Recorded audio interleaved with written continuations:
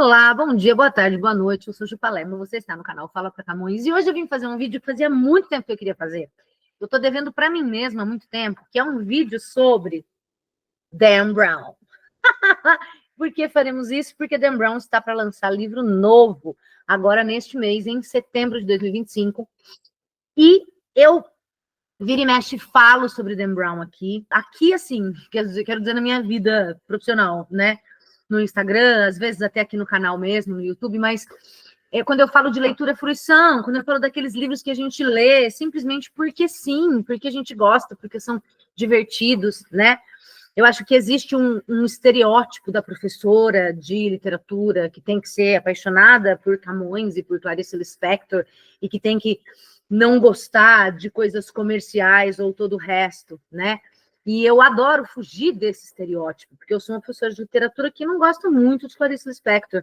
Eu sou uma professora de literatura que adora Agatha Christie, que ama Saramago, que ama Guimarães Rosa, né? Então, assim, ou você é um booktuber e só fala de thrillers e livros comerciais no YouTube, ou você é uma professora de literatura ou um professor, né? E aí só fala de clássicos da leitura ou de clássicos da literatura brasileira ou universal. Eu acho que não, né? Eu gosto de clássicos, odeio alguns clássicos, gosto de thrillers, odeio outros thrillers, e a vida segue. E eu falo muito do Dan Brown, porque o Dan Brown, ele é muito açoitado, digamos assim, como autor de literatura ruim, livros somente comerciais. E eu acho que não tem problema nenhum. Os livros do Dan Brown são uma delícia. Eu acho que o problema é se você, sei lá, quer entrar para o priorado de Sião e passa a aceitar tudo isso aqui, não como ficção, como verdade, né? Ou o problema é se você só lê isso aqui, né? Mas eu sou o tipo de leitora e isso é muito, eu acho muito legal quando você pega, sei lá, no Instagram, né? As minhas leituras do ano, tem lá, eu saio do Conde de Monte Cristo, do Alexandre Dumas, de 1.300 páginas, e vou para um thriller da Ruth Ware, que é uma autora contemporânea inglesa que escreve livros de mistério. E aí vou para o Grande Gatsby, que é um clássico que eu nunca tinha lido, e aí leio o livro de uma autora japonesa que eu nunca tinha ouvido falar. Aí leio o Crime e Castigo, do Dostoiévski, depois eu leio um livro da Frida McFadden, que é um thriller que faz sucesso, que é super comercial, que vai virar filme. E tudo bem, né? Eu acho que a primeira coisa, e por isso que eu queria tanto falar de Dan Brown, é que o Dan Brown é o novo Paulo Coelho, né? Algumas décadas era, ai, Paulo Coelho. Para o jovem que não sabe, Paulo Coelho, que foi parceiro de Raul Seixas em muitas músicas, entre elas Guita. Se você não sabe o que eu estou falando aí, você vai pesquisar, porque vale a pena. O Paulo Coelho lançou na década de 90, ele fez muito sucesso com os livros meio místicos, O Alquimista, Diário de um Mago, Verônica Decide Morrer veio bem depois, mas enfim, o Monte 5 também veio depois. Tenho eles aí. Esses todos que eu falei, eu tenho na minha estante. Enfim, foi um sucesso, e aí era tudo, várias pessoas chegando e dizendo, ai, mas isso não é literatura, ai, que absurdo. E muita gente que nem leu Paulo Coelho virou exemplo de livros que são só comerciais, porque ele vende muito, também tem isso, né? A gente está falando de mercado editorial, a gente está falando de coisa que vende e coisa que não vende. E se a gente for voltar a essa discussão, a gente vai chegar no Jorge Amado, que hoje é considerado um clássico da literatura, mas que por muito tempo foi até hoje se pá, no cânone, né, literário, o que é isso? Os autores que estão nos livros didáticos, que estão no vestibular, de que a gente sempre ouve falar, ele não é muito assim reconhecido ainda pela academia. Por quê? Porque é popular, porque o povo gosta. Se o povo gosta, né, tem um certo elitismo quando a gente fala em literatura, que se a obra é muito popular e o povo gosta, ela não deve ser tão boa assim, né? Se ela faz muito sucesso, poxa, o Jorge Amado foi adaptado 1000 vezes para novelas e filmes, não deve ter uma qualidade literária tão boa assim. E eu nem estou dizendo isso que tem ou que não tem, até porque eu não sou uma grande especialista em Jorge Amado, mas existe esse elitismo, que é a coisa de gente cool que tem em todo lugar. É que nem aquele cara que ele escuta umas bandas de rock que ninguém conhece, ele se acha o máximo porque ele escuta as bandas que ninguém conhece. Ou aquela pessoa que gosta de falar de filmes e séries que só ela viu, né? Ah, é um filme dinamarquês da década de 60, maravilhoso. Ah, você não viu? Aí a pessoa fala, ah, claro que não, né? Olha como eu sou diferenciado, né? Eu acho que existe muito isso, e no mundo da literatura também existe isso. E eu, de novo, estou aqui porque eu fico no meio do caminho, né? Eu lembro na época que estava rolando Crepúsculo, eu li todos, porque os meus alunos estavam lendo e eu queria ver o que era. Eu achei uma bosta. mas eu gostava de ver que os meus alunos estavam pelo menos lendo alguma coisa, e dessas leituras eles foram às vezes para outras, né? Então, li todos os Jogos Vorazes, que acho menos pior do que o Crepúsculo. O Crepúsculo é muito ruim, né? Jogos Vorazes é menos ruim. Harry Potter é muito legal.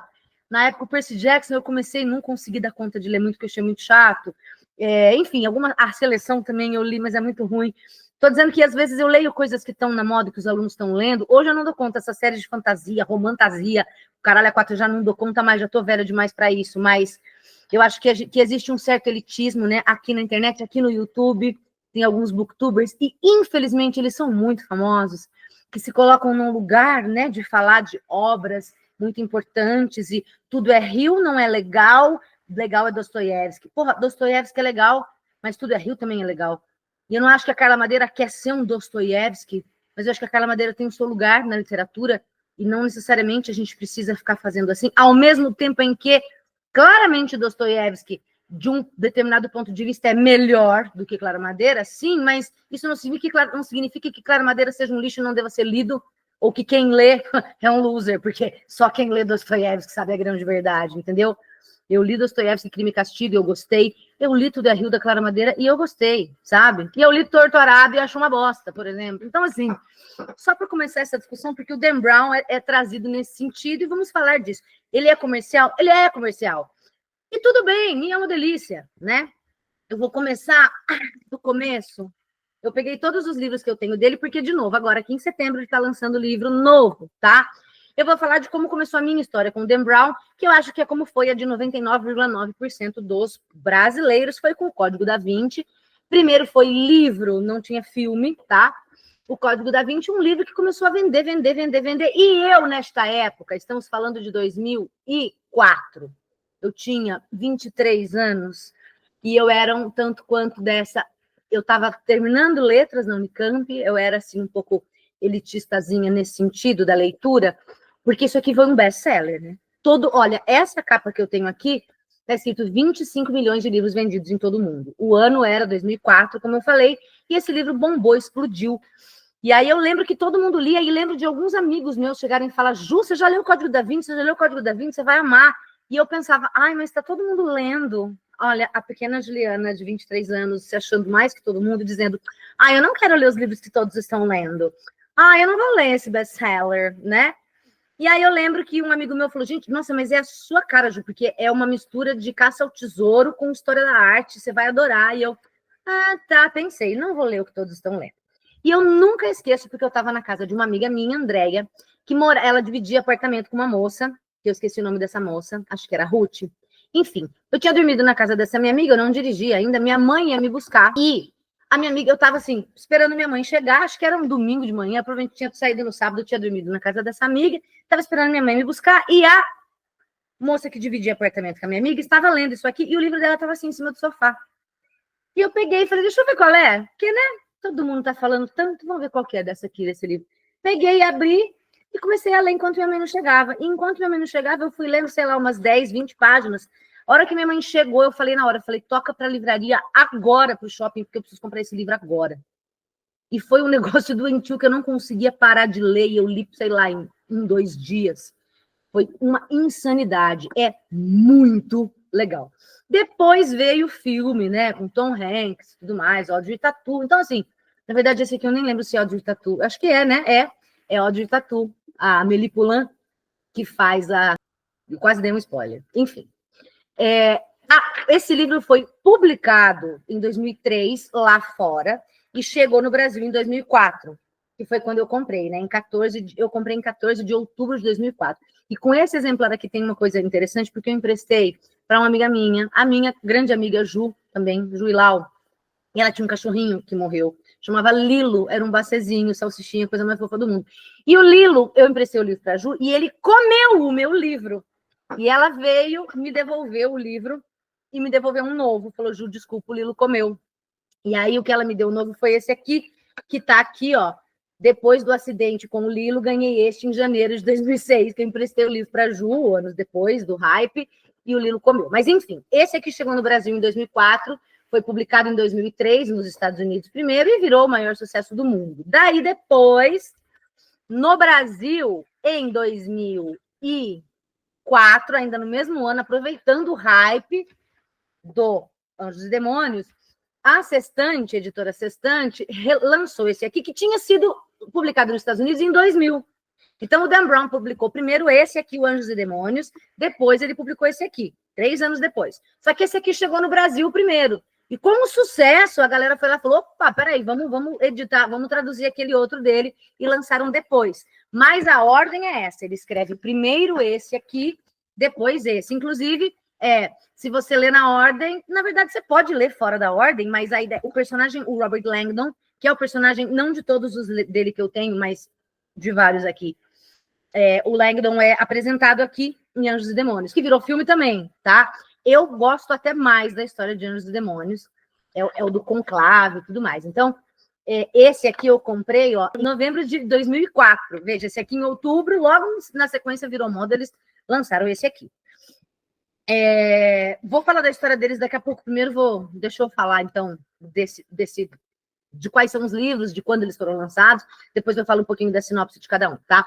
Esse aqui, Ponto de Impacto, eu comprei em 2008. Não tenho não tenho o mês.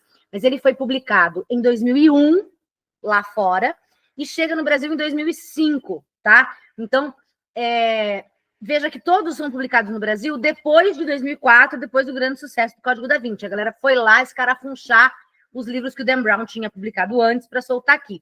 Ponto de Impacto não é com o Robert Langdon, tá? Não é com esse personagem que o cinema imortalizou como Tom Hanks, beleza? Daí a gente tem O Símbolo Perdido, que é o próximo dele, que eu comprei em 24 de dezembro de 2009. Foi lançado no Brasil em 2009 e nos Estados Unidos também, tá? Esse aqui, Dan Brown lança em 2009, e aí, como ele já é um sucesso, ele chega no Brasil no mesmo ano. Esse é com o Langdon. E daí tem esse aqui, o Fortaleza Digital, que é uma edição menorzinha que eu tenho, que eu não sei por que eu comprei em 2013, já é da Sextante, já do selo Arqueiro, né, que muda, e ele foi publicado nos Estados Unidos em 98. De todos esses, é o livro mais antigo do Dan Brown, mas só chegou no Brasil em 2008. E eu não sei porque eu só fui comprar em 2013, quando li, tá? Fortaleza Digital. Então, de todos esses que a gente tem em português no Brasil, é o primeiro publicado pelo Dan Brown lá fora, mas também não é com Robert Langdon. E daí a gente tem O Inferno, que também virou filme, né? Com Tom Hanks também, é com Robert Langdon. Esse eu comprei em 18 de maio de 2013, ele foi publicado nos Estados Unidos em 2013, chega no Brasil em 2013, eu compro em 2013, leio em 2013, que aí já era sucesso. A mesma coisa acontece com o Origem, só que o Origem já é de 2017, tá? Comprei aqui em 11 de outubro de 2017. Ele foi publicado, então, nos Estados Unidos em 17, no Brasil também em 17, quando ele chegou. E foi o último livro que o Dan Brown publicou e que chega ao Brasil. Então, em 2017, a gente está em 25. 18, 19, 20, 21, 22, 13, 24, 25, 8 anos depois, ele volta. O livro vai chamar O Segredo Final. Espero que não seja o último, né? Mas é com o Robert Langdon, tá? Então, eu vou primeiro falar desses dois, que não são com o Langdon, depois eu falo da série com o Langdon. Fortaleza Digital, o primeiro deles. Lembro que é nada demais, assim, mas é divertido, tá? Fortaleza Digital, bom, antes de estourar no mundo inteiro com o Código da Vinci, Dan Brown já demonstrava um talento singular como contador de histórias no seu primeiro livro, Fortaleza Digital, lançado em 98 nos Estados Unidos.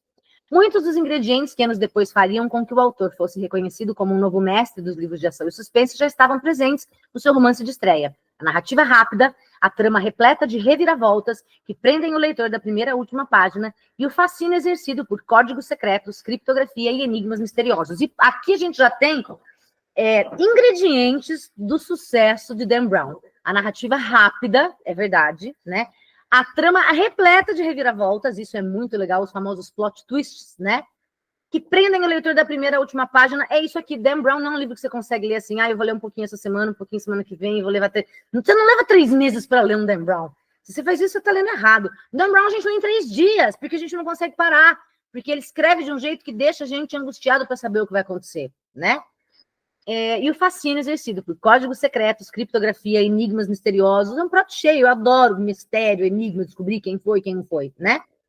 Em Fortaleza Digital, Brown mergulha no intrigante universo dos serviços de informação e ambienta sua história na ultra secreta e multibilionária NSA, a Agência de Segurança Nacional Americana, mais poderosa que a CIA ou qualquer outra organização de inteligência do mundo.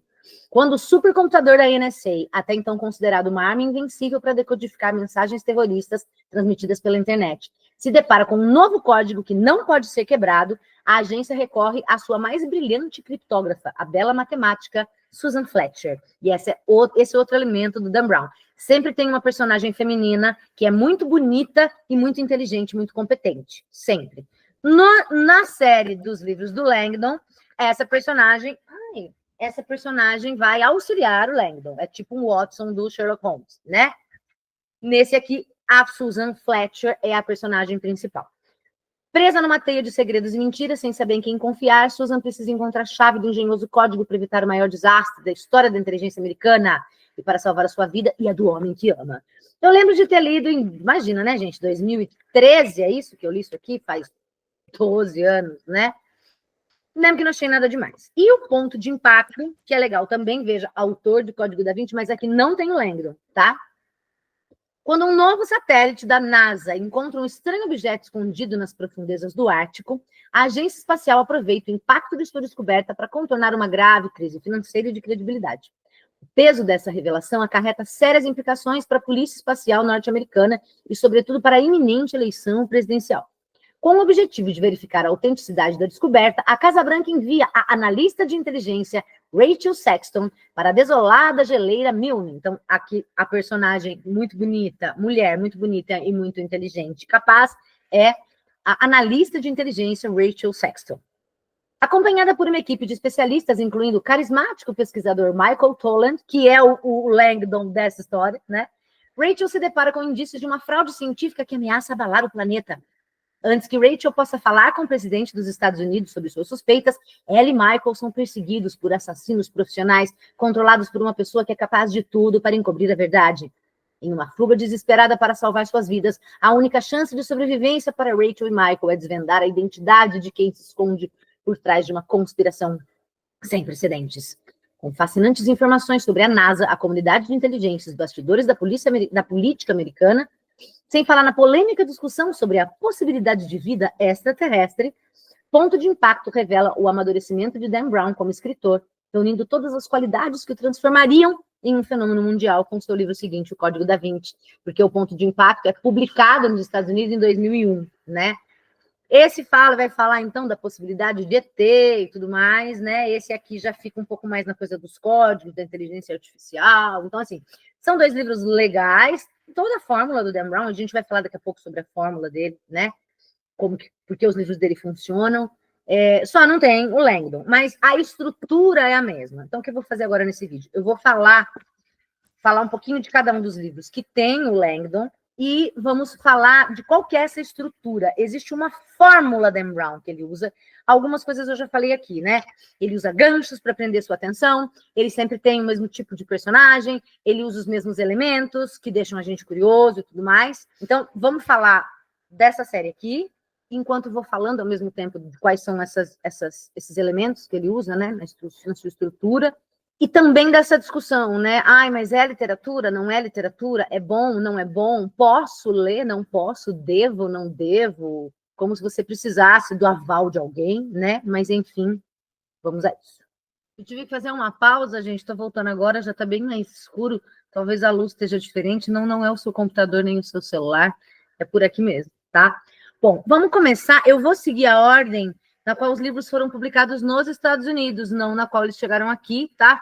Falando rapidamente de cada um, e aí vai começar a ficar claro para a gente, como eu tinha dito, essa espécie da formulinha Dan Brown, tá?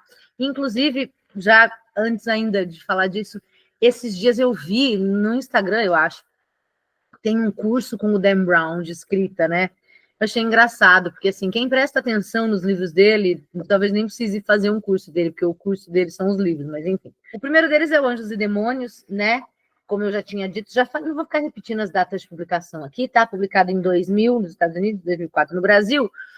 E a história se passa durante um conclave, né? A escolha de um novo papa. Foi muito legal, porque a gente recentemente teve um conclave, né? Claro, não foi legal o Papa ter morrido, mas enfim, Papa Francisco, muito querido por alguns, enfim. não legal o Papa ter morrido, mas teve um conclave, que sempre é, né, essa coisa dos rituais da Igreja Católica, é sempre uma coisa, mesmo para quem não é católico, é um negócio que a gente sabe o que é, fica interessado, né? E tinha saído o livro Conclave, que virou filme, né? Então eu li o livro Conclave primeiro, daí eu assisti ao filme e depois eu fiquei curiosa, não acabei relendo Anjos e Demônios, mas vi o filme de novo de Anjos e Demônios, que me deu vontade de ver o Código da Vinci, eu vi, depois eu vi o Inferno de novo, então assim, essa coisa interessante, né? Então, o Anjos e Demônios se passa durante um conclave, né? O Papa morreu, vamos escolher um novo Papa. Foi a primeira vez que eu ouvi falar em conclave, né? Eu não me lembro, não lembro quando que o Bento XVI apareceu, né? Começou a ser padre, acho que foi depois de 2000, tal, eu não lembro, acho que não, enfim, sei lá. Mas que eu prestei atenção, assim, né? E aqui ele conta todos os rituais, de como que é o ritual do conclave, os preferiti, né? Que nunca são, né? O Papa nunca sai dos preferiti, na vida real, pelo menos. E aí o que acontece é que a gente vai ter, né, um assassino, os 4 preferiti, os 4 cardeais mais próximos, né, mais cotados para serem o próximo Papa, são sequestrados e vão sendo assassinados. E aí há a possibilidade de que tal dos Illuminati, né, que seria uma seita já antiga e teoricamente extinta, estaria por trás disso, tudo mais. Eu vou ler a sinopse aqui para não falar bobagem. Antes de decifrar o Código da Vinci, Robert Langdon, o famoso professor de simbologia de Harvard, vive sua primeira aventura em Anjos e Demônios, quando tenta impedir que uma antiga sociedade secreta destrua a cidade do Vaticano. Então, começamos dentro do Vaticano, né? Dentro de Roma, dentro do Vaticano. Esse livro que é o primeiro. Robert Langdon é um professor de simbologia de Harvard. A imagem do acadêmico, né? E essa coisa dos símbolos, que são muito interessantes, eu pelo menos gosto, né? Não sei se você reparou aí no meu... O que significa o meu brinco de pentagrama, né? Às vésperas do conclave que vai eleger o novo Papa, Langdon é chamado às pressas para analisar um misterioso símbolo marcado a fogo no peito de um físico assassinado em um grande centro de pesquisas na Suíça. Ele descobre indícios de algo inimaginável.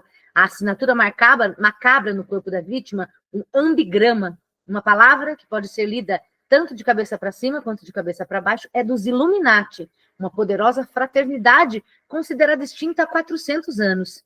A antiga sociedade ressurgiu, disposta a levar a cabo a lendária vingança contra a Igreja Católica, o seu inimigo mais odiado.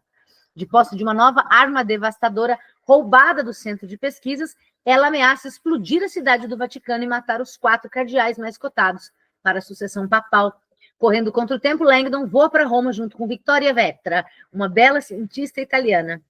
Numa caçada frenética por criptas, igrejas e catedrais, os dois desvendam enigmas e seguem uma trilha que pode levar ao covil dos Illuminati, um refúgio secreto onde está a única esperança de salvação da igreja nesta guerra entre ciência e religião. Em Anjos e Demônios, Dan Brown demonstra novamente sua extraordinária habilidade de entremear suspense com fascinantes informações sobre ciência, religião e história da arte, despertando a curiosidade dos leitores para os significados ocultos deixados em documentos, em monumentos e documentos históricos. Então, vamos já pegando coisinhas que o Dan Brown faz. A história da mulher eu já falei, né? Aqui a gente vai ter na série do Langdon esse personagem, que é um professor universitário, simbologista de Harvard, né? Então, bem conceituado. Ele usa um relógio do Mickey, né? Que ele ganhou dos pais, enfim, ele tem claustrofobia também. Todo herói tem a sua criptonita, né? Pega lá a jornada do herói, tem o seu ponto fraco. No caso do Langdon, é a claustrofobia, e vai acontecer, ele tem algum lugar fechado em todas essas histórias aqui, tá? Tem sempre a companhia, como eu disse, de uma mulher bonita, e não só bonita, né? Não é as mulheres nas histórias do Dan Brown, elas não são só objetos bonitos para se olhar, elas são inteligentes também, bem-sucedidas nas suas áreas, né? Aqui a Vittoria Vetra é uma cientista. E essa mistura de religião, ciência e os símbolos e os mistérios, né? Essa história que se passa, então, em Roma, e aí é muito maravilhoso. Quando eu fui depois para Roma, muitos anos, imagina, eu li esse livro em 2004, eu falei, né? Eu fui para Roma em 2020, que eu consegui pela primeira vez, primeira e única até agora, ver lugares que fala aqui, passar pelas praças, pelos monumentos. Então, imagino que quem já foi, talvez mais de uma vez, e aí vai ler isso aqui, reconhece, né? Ou a mesma coisa como aconteceu comigo. Quem lê primeiro e vai depois, fala, ai, meu Deus, olha aqui esse lugar e tal, que demais. Então, tem isso. Eu fiquei sabendo, inclusive, que depois dos livros do Dan Brown, há rotas, né? nessas cidades, nas cidades nas quais se passam o livro, vem fazer a Rota do Código da Vinci, vem fazer a Rota dos Anjos e Demônios, que é tipo um passeio cultural, que não deve ser barato, até porque é pago em euro, mas que deve ser muito legal. Então, esse aqui é o primeiro. Gosto dos personagens, gosto dos plot twists aqui. Muito bem. O segundo, que é o mais famoso, que é o Código da Vinci, né? Eu vou ler rapidinho para não perder muito tempo. Um assassinato dentro do Museu do Louvre, em Paris, traz à tona uma sinistra conspiração para revelar um segredo que foi protegido por uma sociedade secreta desde os tempos de Jesus Cristo. Eu já vou parar para a gente começar a estabelecer comparações e determinar quais são as formulinhas. Então, uma sociedade secreta muito antiga. Aqui, no caso, a gente tinha os Illuminati. Aqui a gente vai ter o Priorado de Sião, tá? A vítima é o respeitado curador do museu, Jacques Sornier, um dos líderes dessa antiga fraternidade, o Priorado de Sião, que já teve como membros Leonardo da Vinci, Victor Hugo e Isaac Newton. Momentos antes de morrer, Sornier consegue deixar uma mensagem cifrada na cena do crime que apenas a sua neta, a criptóloga francesa Sophie Nouveau e Robert Langdon, um famoso professor de simbologia de Harvard, podem desvendar. Os dois transformam-se em suspeitos em detetives enquanto percorrem as ruas de Paris e de Londres, tentando decifrar um intrincado quebra-cabeça que pode lhes revelar um segredo milenar que envolve a Igreja Católica. Então, outra coisa que a gente percebe aqui, religião, tá? História da arte, o museu aqui os monumentos, né? A companhia da mulher que é inteligente, aqui é uma criptóloga, né? A Sophie Nouveau. Apenas alguns passos à frente das autoridades e do perigoso assassino, Sophie e Robert vão à procura de pistas ocultas nas obras de Da Vinci e se debruçam sobre alguns dos maiores mistérios da cultura ocidental, da natureza do sorriso da Mona Lisa ao significado do Santo Graal. Mesclando com perfeição os ingredientes de uma envolvente história de suspense, com informações sobre obras de arte, documentos e rituais secretos, Dan Brown consagrou-se como um dos autores mais brilhantes da atualidade. O Código da Vinci prende o leitor da primeira à última página. E essa é outra característica, né? Como que o Dan Brown faz isso, de prender o leitor da primeira à última página?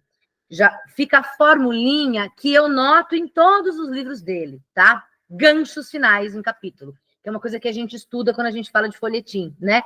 Folhetim, publicações, os romances antigamente eram publicados em jornal, e aí você precisava fazer com que a pessoa quisesse comprar o jornal do dia seguinte. Então, você publicava um pedaço de uma história e terminava ela de um jeito que deixasse a pessoa curiosa para comprar o próximo jornal, que às vezes nem era no dia seguinte, era uma vez por semana, ou a cada 15 dias, né? Então, esse gancho, que nem o que acontece hoje com série, né? O episódio termina de um jeito, você fala, meu Deus, preciso assistir o próximo, não vou conseguir viver se eu não assistir.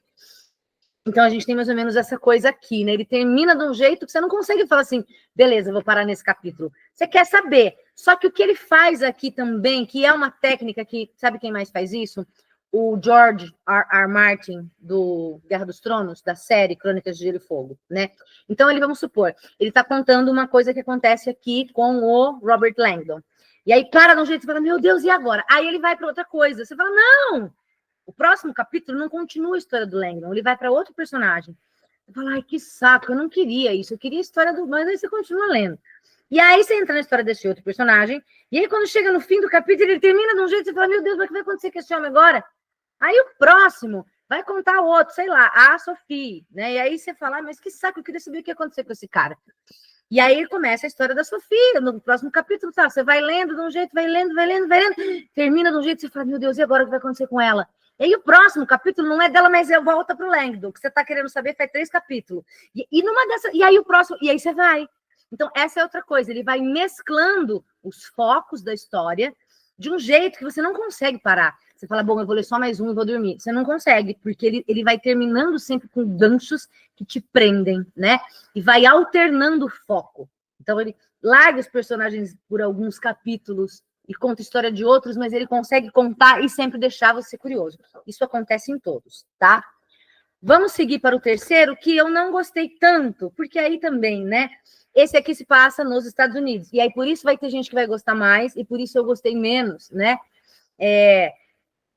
O rolê... Aqui vai continuar o rolê da história da arte, só que a gente está falando de obras de arte americanas. E aqui eram obras de arte italianas, principalmente renascentistas, também barrocas, né? Alguma coisa. Então, me interessava muito mais. E essa é uma outra coisa que também, um comentário que eu queria fazer, sobre a coisa da história da arte, né? Porque aí vem os historiadores da arte, gente que estudou arte, fala, ai, meu Deus, mas é um absurdo. Ai, porque a interpretação que o Dan Brown faz, ai, porque quando ele fala de um quadro... E aí me soa uma coisa meio elitista, um pouco parecido, e eu entendo os dois lados, mas é um pouco parecido com o Laurentino Gomes. O Laurentino Gomes, para quem não sabe, é um jornalista que lançou um livro chamado 1808. É alguma coisa tipo assim, como que uma rainha louca, um príncipe fujão, não sei o que lá, chegaram... Ele conta a história da família real chegando ao Brasil em 1808. Só que ele conta com uma linguagem gostosa, divertida. E o livro vendeu muito. Aí vinham os historiadores. Ah, porque é um absurdo, porque esse cara não é historiador, porque não é certo, porque isso é nananã. E aí, assim, eu entendo o lado do historiador de falar, poxa vida, esse cara nem historiador é um jornalista, e lançou um livro sobre a história do Brasil, e ele está sendo endeusado, e as pessoas estão lendo, e ele está vendendo, e ele está ganhando dinheiro, que nós, historiadores, nunca ganhamos, né? Talvez tenha alguma inconsistência ali nas coisas que ele fala. Mas, por outro lado, o que o Laurentino Gomes conseguiu fazer, além de ganhar bastante dinheiro, foi fazer com que as pessoas se interessassem por história do Brasil. Coisa que os historiadores, com o seu jeito acadêmico, nunca conseguiram, né? Tanto que ele lançou 1808, depois ele lançou 1822, para falar da independência, depois lançou 1889, eu tenho todos aqui, depois saíram edições adaptadas para trabalhar em escola. Então, assim, o cara teve um super projeto, né? Pode não ser o livro mais correto do ponto de vista histórico, mas tem uma linguagem e um projeto editorial que fez com que as pessoas se interessassem por ler livros de história do Brasil. Também o Eduardo Bueno, que tem o canal Buenas Ideias, e tem alguns livros que também são muito legais. O povo cai matando, porque ele não é historiador. Pois é, cara, mas ele conseguiu coisas que vocês, historiadores, não conseguiram. Eu entendo os dois lados, né? Eu fico imaginando, sei lá, se uma pessoa lançasse um livro falando um monte de merda sobre a literatura. Não acho que seja o caso do Laurentino, acho que ele não falou merda. Mas eu acho que ele talvez tenha uma ou outra inconsistência, mas fez isso de um jeito legal que os caras da história nunca conseguiram fazer, né? Eu acho que aqui aparece um pouco isso. Talvez as análises que o Dan Brown faça das obras de história da arte, das obras de arte, não sejam as que os historiadores de arte fariam. Mas, de todo modo, ele fez com que as pessoas começassem a se interessar por isso. Então, assim, por exemplo, quando você lê isso aqui e você vê isso é o legal de não ser uma edição ilustrada, porque, se eu não me engano, tem edições ilustradas. Você vê, ele fala de uma escultura, você quer procurar essa escultura. Você vai atrás para ver qual é. Ele fala de um quadro, você vai atrás desse quadro para ver o detalhe que ele está falando. E isso faz com que as pessoas, bem ou mal, procurem, se interessem por história da arte. Quando eu li o Código da Vinci, o Anjos e Demônios, eu não tinha feito ainda o curso de história da arte que eu fui fazer depois. E talvez, eu já gostava, claro, mas eu passei a gostar mais e me interessar mais por história da arte por causa dos livros do Dan Brown, entendeu? E talvez isso te levam para um estudo um pouco mais aprofundado.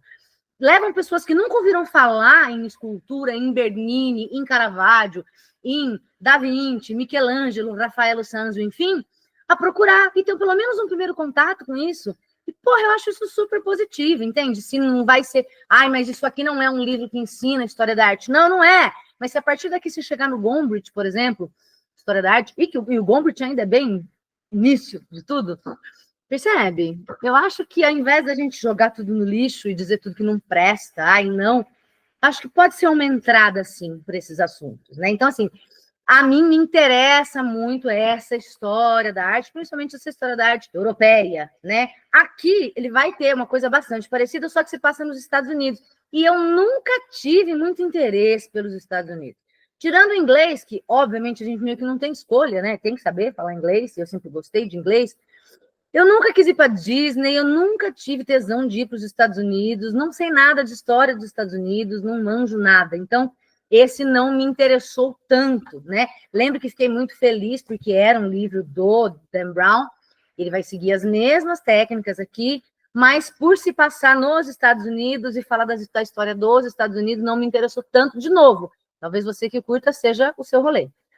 Depois de ter sobrevivido a uma explosão no Vaticano, que é o Anjos e Demônios, e é uma caçada humana em Paris, que é o Código da Vinci. Aliás, falando do Código da Vinci, eu adoro o responsável aqui, né? O vilão do Código da Vinci, ele é sensacional. Do Anjos e Demônios também, os vilões são muito legais, né? Enfim, Robert Langdon está de volta com seus profundos conhecimentos de simbologia e sua brilhante habilidade para solucionar problemas.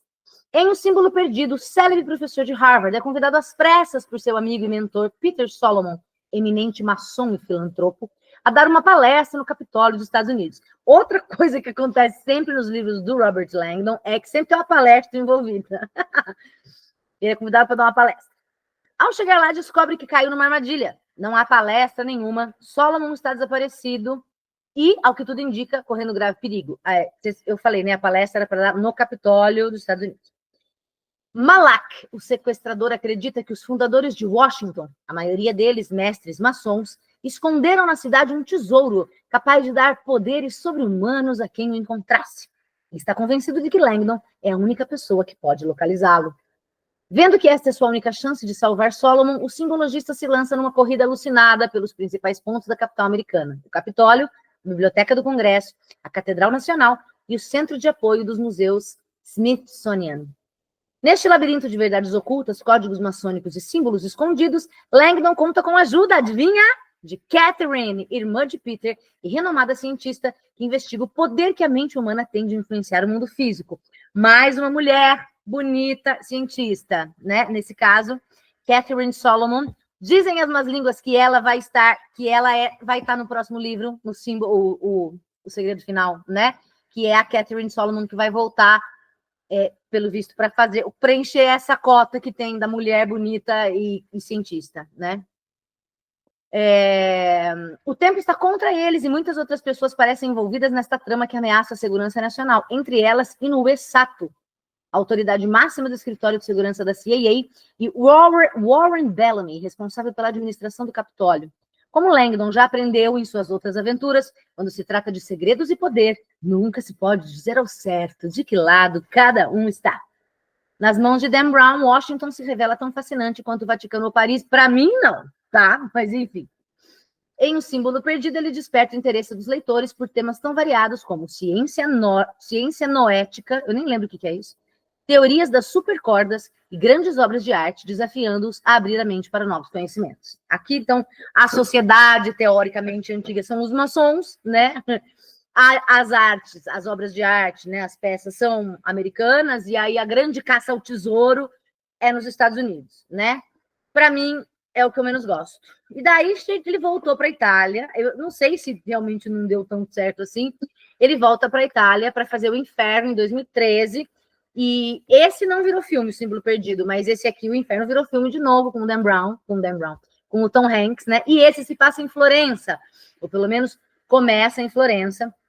E aí na figura do Dante Alighieri, O Inferno de Dante. Então aqui a gente tem não só referências artísticas, mas uma referência literária, né? Dante Alighieri e a cidade de Florença, ou Firenze, para onde eu fui também, muito depois de ter lido esse livro, e esses dias também entrei nessa pira de rever, quis ver de novo esse filme. Foi a primeira vez que eu vi o filme tendo passado por esses lugares, né? Muito legal. Enfim, no meio da noite, o renomado simbologista Robert Langdon acorda de um pesadelo no hospital.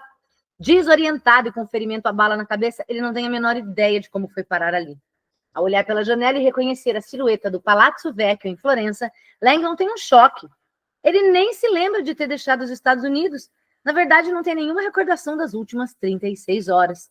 Quando um novo atentado contra sua vida acontece dentro do hospital, Langdon se vê obrigado a fugir, e para isso conta apenas com a ajuda da jovem médica Sienna Brooks.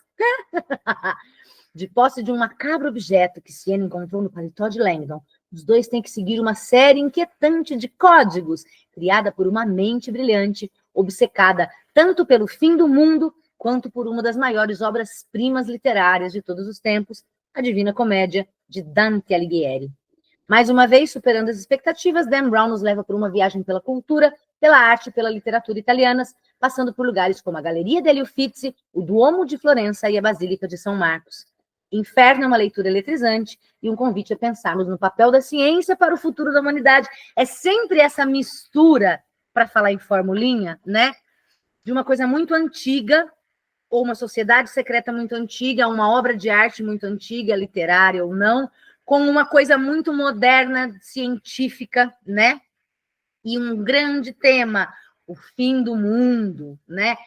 Eu me lembro que nesse aqui a gente tem a personagem que acha que a população precisa começar a dar uma diminuída porque não vai ter tanta gente. Então, é uma pessoa que quer matar uma boa parte da Terra para poder ter espaço para todo mundo, né? E aí, sempre eles contra esses grandes vilões que têm essas grandes intenções. Então é tudo bastante parecido, os vilões são bastante parecidos, né? E o último, Origem, que eu também não gostei muito, não sei também, acho que eu gosto dos que se passam na Itália, talvez a gente pega essa coisa por causa do Código da Vinci dos Demônios, né? Esse Origem é o último que ele lançou até então, tá? Robert Langdon, o famoso professor de simbologia de Harvard, chega ao ultramoderno Museu Guggenheim de Bilbao, então aqui estamos na Espanha, para assistir a uma apresentação sobre uma grande descoberta que promete abalar os alicerces de todas as religiões e mudar para sempre a face da ciência. Sempre essa coisa, ciência e religião. A fórmula do Dan Brown, uma coisa muito antiga, uma coisa muito moderna. O anfitrião é o futurólogo e bilionário Edmund Kirsch, que se tornou conhecido por suas previsões audaciosas e invenções de alta tecnologia. O brilhante ex-aluno de Langdon está prestes a revelar uma incrível revolução no conhecimento, algo que vai responder a duas perguntas fundamentais da existência humana: de onde viemos e para onde vamos. O cara descobriu a origem da vida toda, né? Os convidados ficam hipnotizados pela apresentação, mas Langdon logo percebe que ela será muito mais controversa do que poderia imaginar. De repente, a noite meticulosamente orquestrada se transforma em um caos, e a preciosa descoberta de Kirsch corre o risco de ser perdida para sempre. Diante da ameaça iminente, Langdon tenta uma fuga desesperada de Bilbao ao lado de Ambra Vidal, a elegante diretora do museu que trabalhou na montagem do evento. Mais uma mulher. E aqui, mais uma vez, o museu, que é o Museu de Guggenheim, né? Juntos seguem para Barcelona à procura de uma senha que ajudará a desvendar o segredo de Edmund Kirsch. Você percebe que é sempre a mesma coisa, com variações dessa mesma coisa, né? Estamos reclamando? Eu não estou, porque eu não espero do Dan Brown mais do que isso. Se o Dan Brown quiser fazer um outro livro e mudar, eu vou ficar decepcionada, porque a gente compra o livro do Dan Brown esperando variações dessa mesma fórmula, eu pelo menos, né? Agatha Christie, eu espero, nos, sei lá, mais de 30, 40 livros da Agatha Christie que eu li, com o Poirot, principalmente, acho que eu li todos do Poirot, eu espero que seja sempre a mesma fórmula. Se a Agatha Christie quiser mudar e escrever um livro filosófico, eu não ia gostar. Se o Dan Brown quiser mudar, eu não vou querer. Então, assim, eu não vejo problema em ser sempre a mesma fórmula. Tipo, sei lá, se você assistir um filme de terror, o filme de terror tem sempre a mesma fórmula. Se você assistir uma comédia pastelão, tem sempre a mesma fórmula. E a gente vai esperando por isso. Eu não sei o que vocês reclamam disso, né? Enfim. Em meio a fatos históricos ocultos e extremismo religioso, Robert e Ambra precisam escapar de um inimigo onisciente, cujo poder parece emanar do Palácio Real da Espanha. Também tem sempre o governo no meio, né? Pessoas poderosas, alguém que não hesitará diante de nada para silenciar o futurólogo. Uma jornada marcada por obras de arte moderna e símbolos enigmáticos, que também sempre tem, a gente espera que tenha, né? Aqui as obras são mais modernas, Museu Guggenheim, não tão como as que a gente tem aqui nesses outros livros renascentistas ou barrocas, né? Enfim, obras mais sem a obra, e aí aqui a coisa da antiguidade já está nos símbolos, né? Os dois encontram pistas que vão deixá-los cara a cara com a chocante revelação de Kirsch e com a verdade espantosa que ignoramos durante tanto tempo. Existe Deus? Não existe Deus? Ele vai provar que existe Deus ou vai provar que não existe Deus? Sempre tem um componente religioso e tudo mais. Então, assim, esses são todos os livros do Dan Brown publicados no Brasil. Li todos, me diverti horrores com todos, com alguns menos, com alguns mais. E vem aí o novo livro dele, né? Tá custando a faixa de R$80, né? E como eu não tenho, infelizmente, ainda apoio de editora nenhuma, eu vou ter que comprar. E vou comprar feliz, e vou ler feliz, e vou me divertir. Vai ser a mesma fórmula, porque é isso. A gente nem espera que não seja. Eu não espero que não seja. Se você falar que o Dan Brown mudou o estilo dele e agora ele faz um livro mais reflexivo, eu não vou querer. Eu quero ler um Dan Brown porque eu gostei do primeiro. E aí eu li o segundo, que é tão divertido quanto. E aí eu li o terceiro, que não é tão bom, mas que é divertido igual. E é isso. É a mesma coisa, sei lá, se você assistir um jogo de futebol e você reclamar, é lá, de novo, 11 jogadores em cada time, 45 minutos, porra, nunca muda. Claro que não. Você vai assistir um jogo de futebol, você não espera que seja basquete. Quando você compra um Dan Brown, você não espera que seja outra coisa. E é por isso que faz sentido. Mas ele não é um cara maravilhoso, muito criativo. Eu acho ele super criativo. Mas ele faz sempre a mesma coisa. Sim, mas sabe o time que tá ganhando não se mexe? Ele faz sempre a mesma coisa. E a mesma coisa que ele faz sempre dá certo. Enquanto ele continuar fazendo, eu vou continuar comprando. E falei, né? Chama o último... Ai, não sei o que, o negócio final, o segredo final. Espero que não seja o final. Espero que ele continue escrevendo, escreva vários outros. Porque é uma delícia, né? E aí é isso. Um livro não necessariamente precisa mudar a sua vida. Ah, eu não aprendo, você não aprende nada com Dan Brown. Primeiro que isso não é verdade, porque eu falei a questão da história da arte, se você for procurar todas as obras que ele cita aqui, já é um ganho, eu acho que já é um aprendizado, né? Segundo, mesmo que não fosse, mesmo se for só diversão, não precisa, sabe? Aprender com todo livro que a gente lê, ou ter um grande significado. Nem todo mundo é Guimarães Rosa, nem todo mundo é Machado de Assis, nem todo mundo é José Saramago, e tá tudo bem. Eu amo Saramago, mas nem eu que amo Saramago consigo ler um Saramago atrás do outro. De vez em quando eu preciso de um Dan Brown no meio para relaxar. Agora, eu também não leio só Dan Brown. De vez em quando eu preciso de um Saramago no meio para me nutrir um pouco mais, né? A grande questão é a gente mesclar essas leituras. Se você só lê Dan Brown ou coisas parecidas ou thrillers assim, porque eu escuto, vejo, né, booktubers elitistas da literatura aqui dizendo que isso aqui não é livro, isso aqui não é literatura, se você lê isso, você está errado. Não está errado. Agora, se você lê só isso, eu acho problemático para você, porque você está perdendo tanta coisa maravilhosa, sabe? Tipo assim, eu só como, sei lá, pão de forma. Não gosto, nunca comi, não gosto de pão francês, pão de queijo, pão de leite, pão australiano, pão italiano. Porra, que dó para você, porque tem tanto pão legal, entende? Assim, você só lê Dan Brown, que pena, porque tem tanta coisa para ler que também é legal. E nem tudo é legal para todo mundo, né? E tem gente que vai não gostar do Dan Brown. E sei lá, porque a pessoa não gosta de tudo que eu gosto, que é a história da arte, de resolver mistério, enigmas, né? Descobrir os plot twists antes. Geralmente eu descubro, porque, principalmente depois da primeira vez, a fórmula dele fica mais clara e a gente vai meio que, quer ver que vai ser tal coisa? Geralmente é. E mesmo assim é legal, né? Então, é isso. E tentar diversificando as suas leituras, mas não há problema algum em ler uma coisa só por fruição, né? Agora, é literatura, não é literatura? E a gente vai entrar numa discussão. Primeiro tem que ter o conceito, o que é literatura, o que não é literatura, né?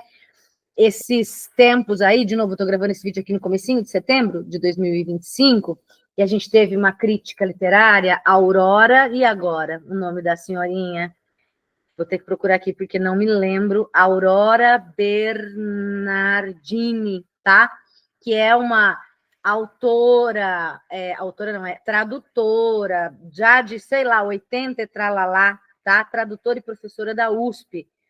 Ela diz, Itamar, Eno e Ferrante são interessantes, mas não são literatura. Itamar é o Itamar, Vieira Júnior é o cara do Torturado, que eu realmente não gosto. Tem vídeo meu aqui no canal falando por que eu não gosto, procura Torturado, tá? Eno, que é a ganhadora, eu acho, do Nobel, e a Ferrante, Helena Ferrante, que eu ainda não li, né? Que eu sei que virou super sucesso, enfim. Ela vai dizer que essas pessoas privilegiam o conteúdo sobre a forma.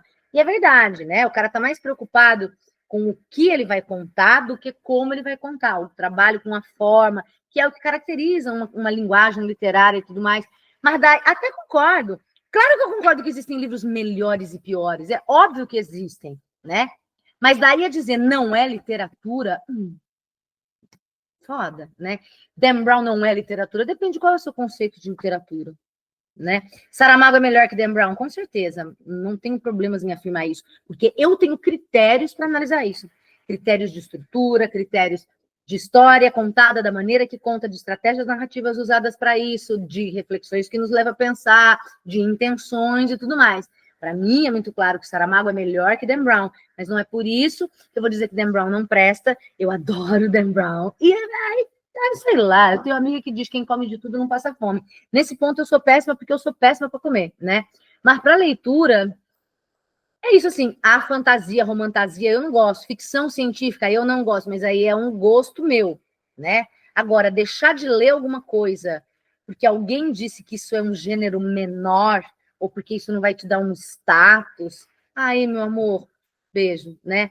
Tô muito bem aqui, professora de literatura, 20 anos de sala de aula, graduação, na verdade, licenciatura na Unicamp, mestrado em Linguística Aplicada pela Unicamp, estou fazendo meu doutorado em Educação na Unicamp e adoro ler Dan Brown. Amo José Saramago, é meu autor favorito. Amo Guimarães Rosa, mas adoro me divertir com um bom thriller, adoro um Dan Brown. Se isso diminui o meu, sei lá, a minha autoridade perante você, que pena. Aqui tá tudo certo. Dan Brown, muito massa, muito gostoso, muito divertido. Não vejo a hora do livro novo dele chegar. Parece que é esse mês ainda. E você? Já leu Dan Brown? O que é que você acha? Se decepcionou, não se decepcionou? Não leu, mas ficou com vontade de ler? Leu viu os filmes, mas não leu os livros? Aproveita para ver, para ler, então, os que não têm, né, livro, os que não têm filme. Ou eu vi os filmes, mas não li nada, ou eu li, mas não vi, sei lá, me conta. E se você não fez isso ainda, por favor, me segue aqui, né? Custa. Você tá até agora e não curtiu esse vídeo? Porra! Não deixou um comentarinho? Não passou a me seguir? Passa lá no meu Instagram também, procura Ju Palermo, fala pra Camões, você vai me achar. Me segue lá também, dá essa força, por favor, que tem tanta gente bosta falando tanta merda aqui, que tá cheio de seguidores, e eu tô aqui humildemente pedindo a sua seguida, a sua curtida, tá? Me conta suas opiniões a respeito de Dan Brown e o que mais você quer ver aqui no canal. Esse é um vídeo que eu falei, fazia que eu tava para fazer. Não estou devendo mais. Um beijo, até a próxima. Eu volto. Gente, a atualização chegou, o meu Dan Brown novo. Ele tá um calhamacinho de 500 e tralalá, olha, mais de 550 páginas, tá? Numa edição que eu adorei, porque ela é molinha. Fizeram uma página bem fininha, sabe? Ó, bem fininha e a capa também bem molinha. Então tá uma edição gostosa, molinha, um calhamacinho. Eu comecei a ler, tô aqui mais ou menos, li umas 140 páginas. Não sei, assim, Dan Brown segue sendo Dan Brown, né? O mistério envolve uma personagem, como a gente tinha dito, né? Que aparece lá no Símbolo Perdido. Mas eu não sei, eu tô sentindo que tá meio ralentado, sabe? Então, tipo, a primeira morte eles foram descobrir há poucas páginas agora. Tô sentindo que não sei se para deixar maior, não sei se ele perdeu o ritmo, como é que foi, mas o negócio tá meio lento ainda. Mas eu, obviamente, volto para fazer resenha no canal só desse livro depois. Então, só para dar um complemento. Aqui, gente, faz de conta que vocês não viram o lençol furado, tá? Vamos botar aqui em cima. Só para dar o complemento, então, chegou o novo Dan Brown, o segredo final. E depois eu faço resenha aqui no canal. Beijos!